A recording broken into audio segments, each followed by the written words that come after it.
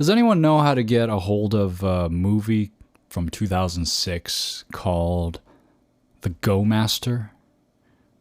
It's a movie that's supposed to center around Go Sagan, and it looks incredible, but it's really hard to find. It's like $261 as a DVD on Amazon, and I think that it's like there's like a footnote on that listing saying that it only works on some obscure EU format of DVD players. I didn't even know there's like different formats of DVDs.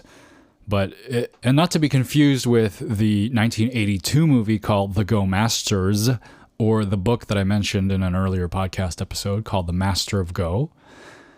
But I want to watch this movie, The Go Master, 2006. If anyone knows how to get a hold of that movie, please share your knowledge. I've been playing not so many OGS games because, I had that little stint of COVID, so I wasn't able to really play. But the overall flavor of these new OGS slower-ish games that I'm getting is that I'm making bigger strategic errors rather than the reading type errors, which kind of surprises me because it feels like, okay, since I have more time, I should be able to think more about the strategy. But I guess having more time also gives me more time to make sure I don't make stupid reading mistakes. But I've been kind of surprised at the types of errors that I've been making. So I'm going to try to review my games and see if I can figure out how to stop making these errors where I just kind of let a group way too big die and disconnect. Stuff like that, Welcome to Starpoint, the show about Go for Go fans away from the board. And today I want to tell you all about how I started playing Go. And believe it or not, it wasn't through the way that many of you probably started playing Go, through the anime Hikaru no Go. I did not start playing Go because of that anime. I watched that anime later on, I think when I had already become somewhat interested in Go. But let me start this story at the beginning. When I was, somewhere between 7 and 14, it's hard to place some childhood memories sometimes. There was a Go board sitting in my living room at my house. It was a floor Go board, so it had legs and it was super thick. So, a sight to see actually. It's hard to find those things around here in the West. But there was one in my house and I didn't know what it was, and I saw my dad use it, and it was an interesting thing to look at. And it was a board that my dad had borrowed from his friend. And I tried asking him why he borrowed that, and he was scratching his head why did I borrow that?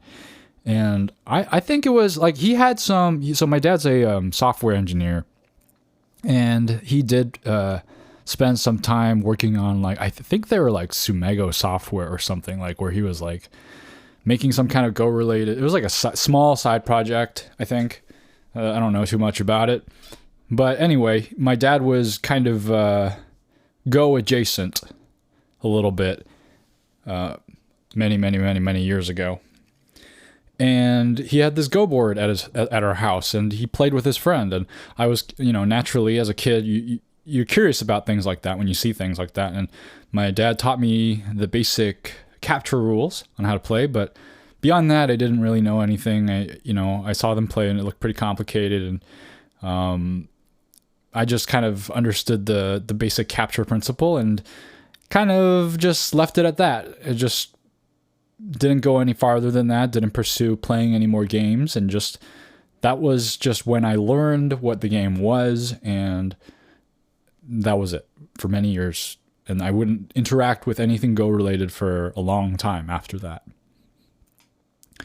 Around 2007, I moved from Canada, is where I grew up, and moved to California.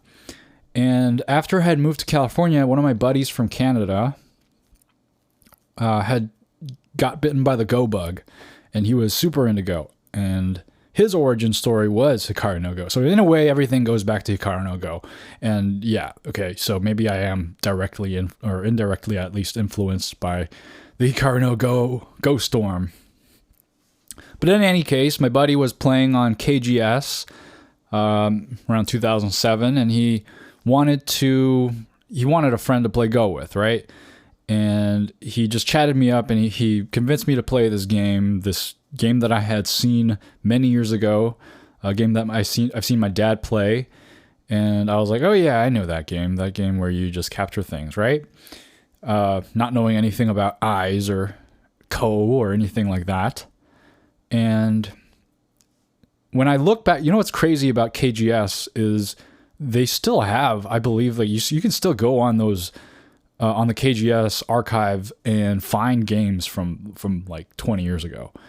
It's crazy. Like, I mean, SGF files are pretty lightweight, so it makes sense that, you can do that, but it's pretty cool. It's like ancient stuff. And the thing about the SGF files is that they have chats saved into the moves. So you can go, I looked up my games with him and found our little, like, teenage conversations about whatever, and it was quite entertaining. But in any case, he was hooked on Go. I wasn't really hooked on Go. I was just like, oh, look, it's my old buddy that I kind of said bye to and left behind in Canada. And I was like, gonna humor him with this strange game that he wants to play. And I sucked. I was terrible at this game. And I was, I think, worse than a average beginner. Maybe because I was kind of experimental with it. There are some games that I found where I just kind of start drawing a line across the 19x19 with all my stones, and it's just interesting to say the least. But I remember during those sessions that my buddy would be shouting proverbs at me, like, don't go fishing when your house is on fire. And that's the one that always stuck with me. He always kept on saying, don't go fishing when your house is on fire. And I had absolutely no idea what that meant at the time. And looking back, I know what he's trying to tell me about now. But back then I was just playing, I was playing second line moves. I was like putting my stone underneath, two of his stones, pretty much captured already by the time I played it. Things like that. And I made a few funny comments, like, I hate that you're happy when I'm doing well, because I would play a certain move and he would be like, wow, that was a great move, and he'd just try to encourage me, and I'd be like, I don't like that. I don't like that you're satisfied with my moves. You're supposed to be frustrated when I'm trying to beat you. But he was, funny enough, he was around 10K or 10Q at the time. When I look at those files, it's funny how long away he's like a Don level player now, and he's it's just interesting to see the perspective change. And then I humored him for like what I thought was maybe like a couple of games. I thought I played like 2 or 3 games, and when I look back, there's actually quite a few games that I played with him. I played like dozens of games, and I didn't really get hooked on it. I didn't really find the appeal of the game. I think I found it interesting enough that I played dozens of games with him, at least, I think. But it didn't really hook me. And then along came like 2013, and I make another friend who also plays Go, which is interesting. You don't really meet that many people in life who play Go if you're not looking for them. But I find this other friend, and he's like, oh yeah, I play Go. And I'm like, oh, I know what this game is. My friend tried to get me to play this many years ago. And that was just a kind of like an interesting moment. But he was also very into Go, and he was like a Don level player. And it's actually quite impressive when you look at how he got to a Don level, because he basically took a year to get to Don level. But that made it seem like it was easy to become a Dawn level player, but I didn't know at the time how hard it would be. And in any case, that was an interesting little thing where I met someone else who played this strange game. And in 2014, I found this like weird interest in the game. It just like this game that has been like in the back of my head for a long time. It's just kind of been so like stewing in my subconscious. And I don't know what came over me, but I was just kind of like, this game is interesting. Like, I want to learn how to play this for real, right? I think there was like a part of me that was like bothered by the game. Like, why is that so hard? Like, I don't get it. And that like enigmatic nature of the game, like, drew me into it. And I was kind of like, oh, I want to learn this. This is a hobby I want to take up. And so I bought a board for myself because I had found my dad's old chipped glass stones. And I was like, you know what? I could just buy a board and I can use this set. I bought a board on Amazon for like $30. The lines were terrible on it. There were like gold lines on this red board and you could barely see them because they kind of shimmer. And, but it's what I had. And I remember playing a game against myself. And I know it's funny because like I always look down on it when people like start playing the game and all they do is play games against themselves. But I don't know, maybe it's a very natural thing to do, right? When you want to start playing this game, like you want to play against yourself because you're kind of like nervous to play against other people. You don't really know what you're doing. But yeah, I remember playing a game against myself, and then I played like a handful of KGS games for like a month, and then I lost interest again. It was hard. It's a hard game to pick up. It really is. It's not an easy game. And I think, I don't know exactly what point, but I probably around this time, I played against my dad. Probably he saw that I had my Go board, and the conversation happened where one of us proposed like we play a game with each other, and I played against him, and I remember losing to him. And I forget what advice he gave me. He said something like, you need to like protect your stones or something, or like you're too like you don't care about your stones or something like that. I don't know what he said, but my dad told me when he was in like school back in the day, he would play Go with his friends on a pen and paper, and just during class. And so my dad had like, he has some fundamental basics down, and I was still completely terrible at the game.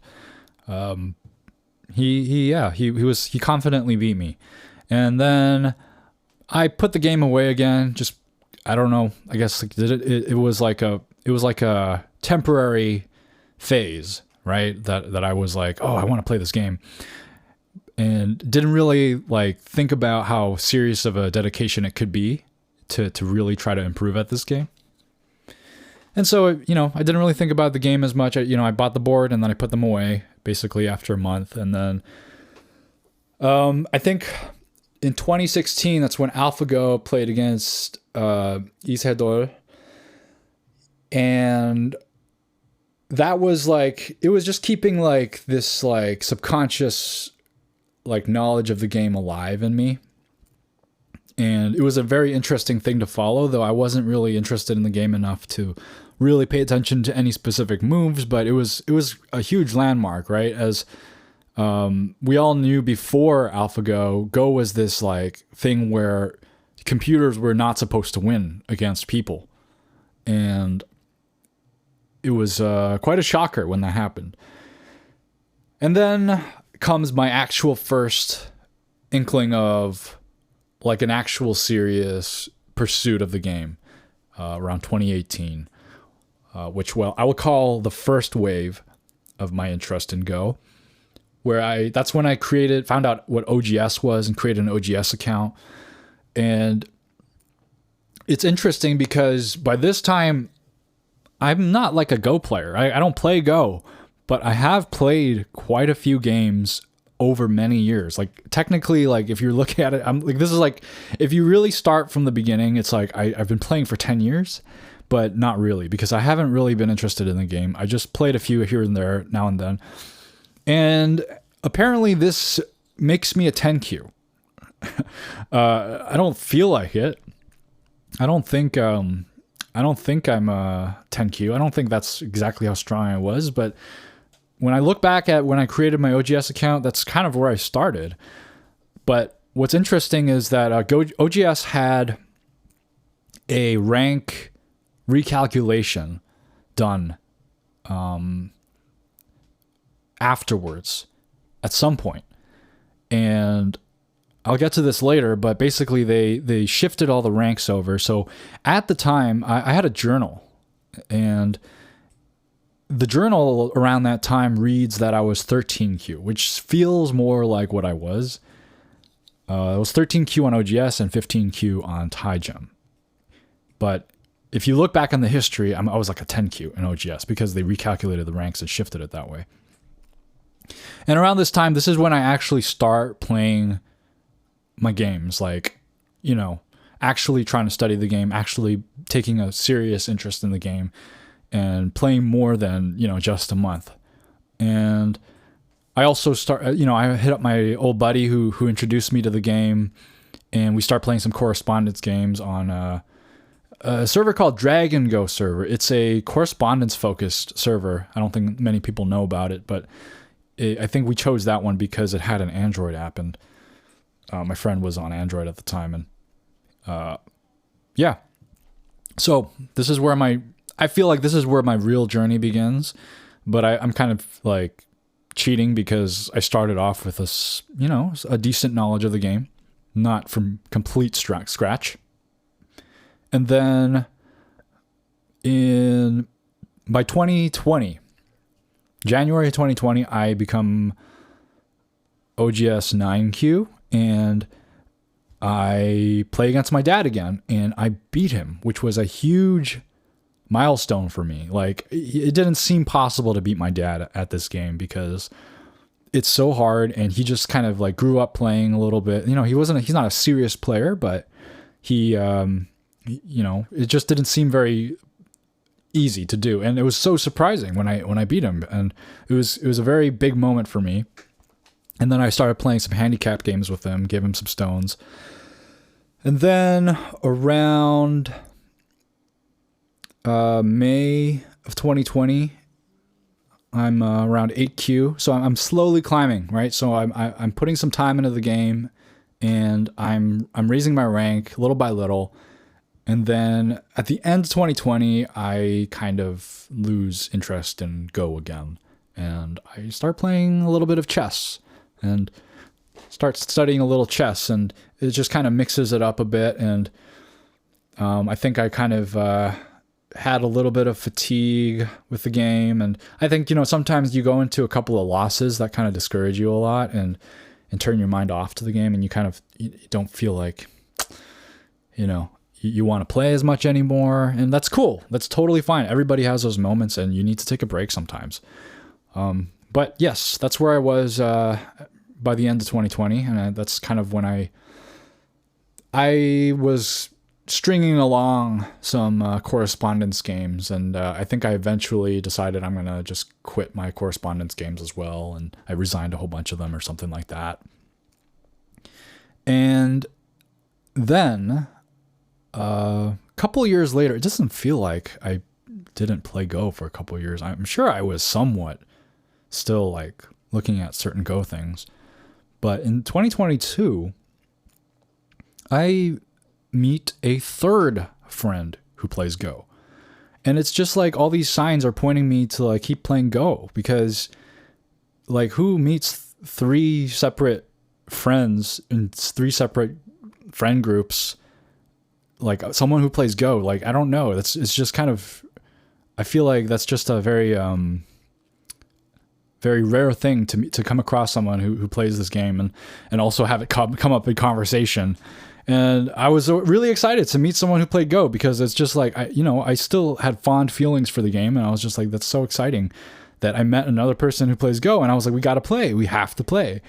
and started a correspondence game with him. And playing that correspondence game really made me feel like, oh, I really want to get back into this. This is fun, right?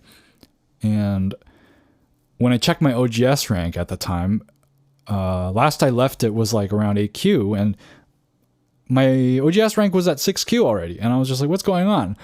And apparently OGS had done this recalculation to try to get everybody's ranks to be more similar to AGA ranks.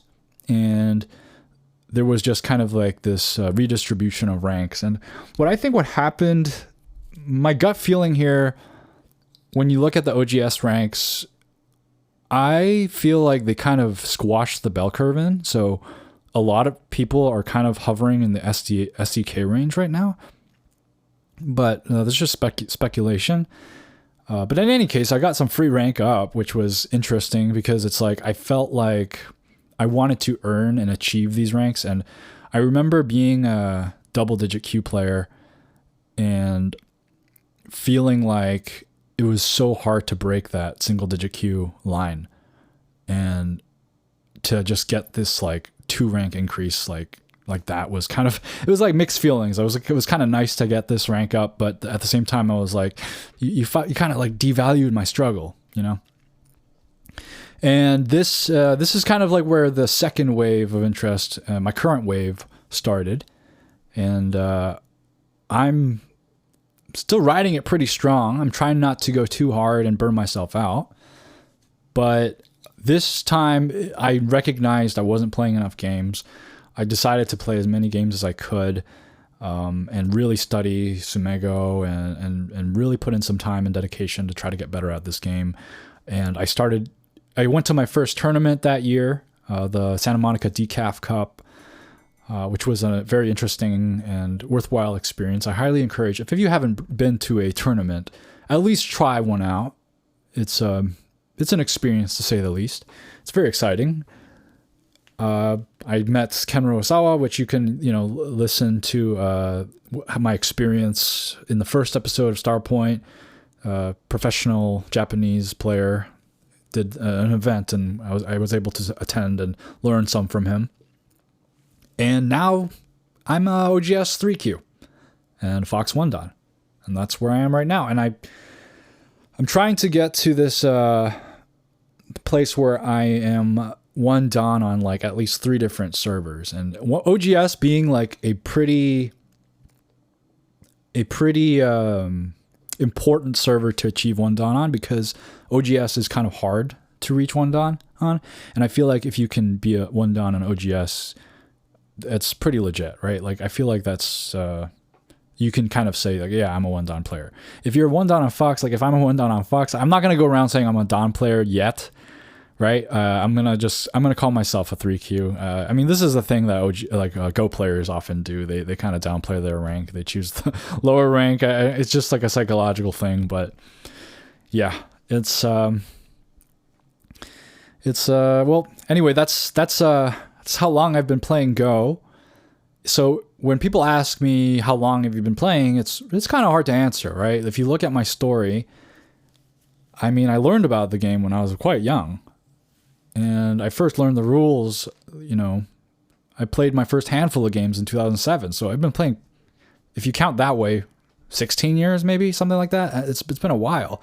But if you count like the amount of time that I've been playing seriously, it's like 5 years or so. So it's hard to answer, but it's like, I'll maybe call it 5 years is what I would say. Everyone has a different story. And so like one of the things that makes me really happy is when I look on Reddit and I see posts from people saying that they just started learning the game. And that's always so cool, because it's just it just makes me happy to see that, like new people taking up interest in the game and starting their journeys and not knowing, how far they're going to be able to take it. And it's just a great experience, I think, that this game brings to your life. There's just so many ins and outs, twists and turns, and it's just the game is just very beautiful, and it took a while for me to see the beauty of the game. I think that's the thing I want to drive home here. Like, is if you look at my story, I'm so on and off with this game, right? And it's hard to appreciate the beauty of the game from the get-go.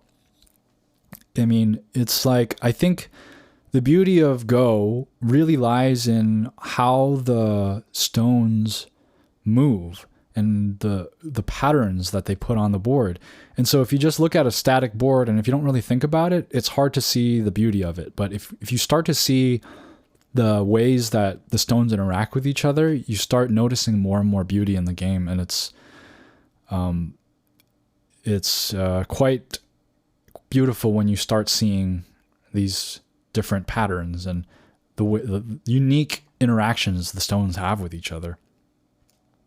And then at the same time, when you have been acknowledging this beauty for a while, it's easy to take some of it for granted, because I certainly take a lot of my baseline knowledge of the game for granted, as if like it's not that hard to see, when I've had years and years to process certain ideas. And another thing that this game, I think, has done for me is that I am Korean by heritage. I was born in Canada, so I'm very much Canadian or American of a dual citizenship. But it's allowed me to delve a little bit into Korean culture and history when I don't know much about Korean culture and history. I don't know a lot about the country of Korea and where it comes from and things like that. And having this game where there are a lot of Korean players to look up to, it's pretty enticing for me to learn about like how did Go develop in Korea. And it also opens my mind to the other figures in Go too, and other countries of Asia, and learn about that as well. So by proxy as well. And one of the interesting things I've learned is that, you know, Korea is not traditionally the giant player it is today in Go, in the professional Go scene. Back in the 70s, Japan was the dominant force in Go, and in 1982, Jo Eun-yeon, the teacher of Lee Chang-ho, broke into the Go scene and won the first In Cup against Ni Wei-ping, the Chinese Go professional, and brought this game to this elevated level in Korea, and kind of said, hey, like, Koreans can play Go too. And it makes me think, like, this is something that I would want for the West, right? I want a Western country to have some kind of prodigal player. Am I using that word correctly? I don't think so. I don't think I am. Prodigy is what I'm trying to say. Prodigy of a player to come into the Go scene and just break all convention and become this person to break this game into the West. Because I feel like, although there are a lot of people who are passionate about this game and believe in this game in the West, it has a long way to go. And you don't see a lot of Western players and, you know, the professional scene. If you look on GoRatings.com, you see, you got to scroll quite a bit down until you see like Ryan Lee and Michael Redmond and stuff. And they're very, very, very strong players. But imagine like a number one, right? Winning like the In Cup level type of thing. Maybe we just need a Cold War. No, I don't want a Cold War, but I mean, I make that joke because that's a big force of why chess is popular in the West, because it was a very a very important platform to convey this power struggle between Russia and the U.S. And anyway, that's all I had for my story. And we're going to mention a little bit of Go news now. The one piece of Go news I want to highlight this week is another update on Nakamura Sumire. As you all know, she's the very young prodigy from Japan, and she has applied to become a part of the Korean Go Institute.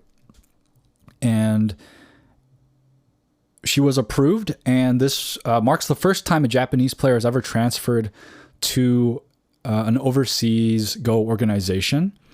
And she will start participating in the Korean Go professional matches starting in March 2nd of next year. And her status is of, I think is what they call a guest professional player or visiting professional. And they have a special distinction because they don't go through the normal like testing and process of becoming a pro player in the academy, but instead are recognized and recommended by another organization. For example, the Japanese Nihon Kin has commended her and recognized that she's a strong player and she can become a professional in the Korean system, and they've accepted her application. And I think so. It says she's going to be holding a press conference on October 30th, which is actually tomorrow. So by the time you listen to this, you'll have she'll have made her press conference to explain the transfer process and reasons why she has decided to transfer. And it's an interesting moment in Go history, because traditionally people have gone to Japan to learn Go, right? People like Chochi-kun, born in Korea, and had to move to Japan, and lots of the old masters, all old Korean masters, they went to Japan to learn from somebody. And even in Michael Redmond had to go to Japan. Everybody's going to Japan to learn Go. And so this is an interesting moment in history where this young player is coming to Korea because she wants to participate in a stronger pool of peers. And so I think in this way that Go is a very good thing for international relations, because it forces people to recognize that we have things to learn from each other, and we can develop and grow with each other by exchanging ideas. And it's just, you cannot deny what happens on the board in this game. And I think it's a very cool thing. So we'll see how she does in the Korean system. So best of luck to her. And now it is time for listener mail. Plunko Dunko writes, it would be interesting to hear an episode on playstyle. And then he writes up a whole bunch of different ideas for episodes that I could potentially cover. The subject has always been one of the most interesting parts of Go to think about for me. Thanks for another great episode. Keep up the great work. You're already one of the best Go content creators. Edit. My bad. Just realized you already did a style episode. Never mind. Well, thank you for writing in, Plunko Dunko. And I actually really appreciate all these ideas you're giving me, because although I have done a style episode, style's not just this one-time thing that I can talk about. I'm sure I'm going to do more episodes on the topic. And there's a lot of things to talk about in regards to style, like as you've mentioned in your many bullet points of ideas. Those are fantastic ideas. I'll definitely consider talking about those things in a future episode. So thank you so much, Plunko Dunko. And Dark Madarauchiha. It must be like a Naruto reference. Dark Madara Uchiha says, can't say I have a favorite Joseki, but I was forced to learn some 3-3 Joseki very early on when I was around 18Q, simply because people on OGS seem to love jumping into my 4-4s. Now, sitting at 11Q, I have decided to start learning more Joseki and merging this with studying the Chinese opening Fuseki. The plan being always play high or low Chinese and increase the chance of these Josekis appearing in my games, if it works that way. Such as when an opponent approaches to my 3-4 and Josekis from there. Currently detailing all these Joseki on a program called Obsidian and then trying to play through them once every few days randomly. Enjoying the show. Well, thank you so much for writing in. And I think that is a good way. That's actually a thing that I'm doing now to learn Joseki, is to consistently play an opening and seeing if I can handle all the different kinds of joseki that pop up. 3-3 joseki, I think, is something, if you're gonna play a 4, like, I feel like no matter who you are, you're supposed to know some level of 3-3 joseki, because it's very, very important to learn that. I think it's like basically maybe one of the second, third, fourth josekis that you should learn. But yes, I think that's a very good strategy, where you play a consistent opening and learn all the josekis for that often come up during those openings. But I think what frustrates me is that a lot of people like to simplify. So it's like when I study a lot of joseki and a lot of complicated stuff, it's like I don't get to play all that stuff that I study, because many people like to simplify the joseki. Maybe that's a weird thing to want complicated joseki. But anyway, thank you for writing in. And then Weiju writes, "Hello, I've been following Starpoint for the past few weeks and just wanted to say thank you for taking the time to produce this wonderful content for the Go community. Go means a lot to me, even though I've only been playing for a year, and I'm looking forward to seeing more Starpoint in the future. Thanks." Oh, thank you so much for the kind words, Weiju.